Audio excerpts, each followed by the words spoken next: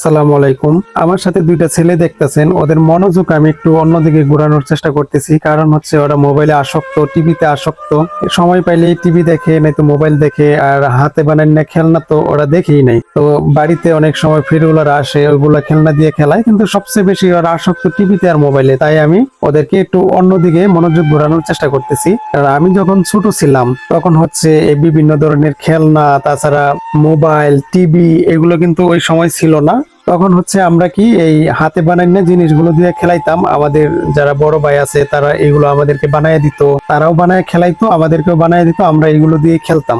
আমি এখন যেটা করতেছি এটা হচ্ছে কলা গাছের খোল দিয়ে ওদেরকে মানে নৌকা বানায় দিব।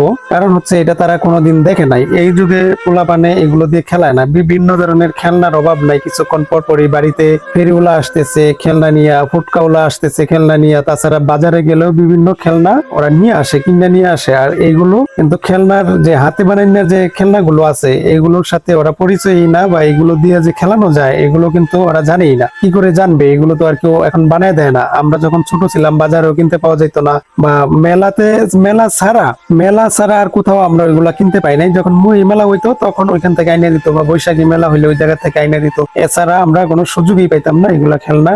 যাই হোক, সবাই ভালো থাকবেন। আর আমাদের ভিডিও যদি আপনাদের ভালো লাগে অবশ্যই লাইক করবেন। আর নতুন কোনো ভিডিও নিয়ে আসলে অবশ্যই দেখা হবে ইনশাল্লাহ।